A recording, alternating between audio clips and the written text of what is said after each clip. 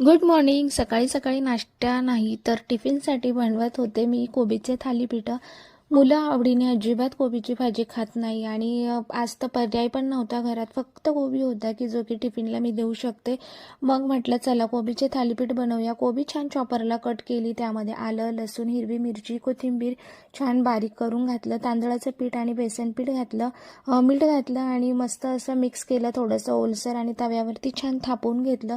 अशा पद्धतीने कोबीची थालीपीठं केली ना, मोठे लहान सगळेच आवडीने खातात. कुठलाही सॉस काही असलं नसलं तरीही चालतं, खूप मस्त होतात आणि माझ्या मुलांनीही तितक्याच आवडीने खाल्ले. आणि त्यामुळे ना मी आता ठरवलं आहे की कोबी आणला ना की नक्की एकदा तरी हे थालीपीठ केलेच पाहिजे. टिफिनसाठी ना थोडी इंटरेस्टिंग आणि खूप छान गोष्ट आहे आणि मेन म्हणजे मुलं सगळ्या गोष्टी खातात. एक्झाम चालू होणार आहे त्यामुळे सगळं आलतू फालतू गोष्टी देणं बंद केलं. जोपर्यंत एक्झाम होत नाही तोपर्यंत सगळं काही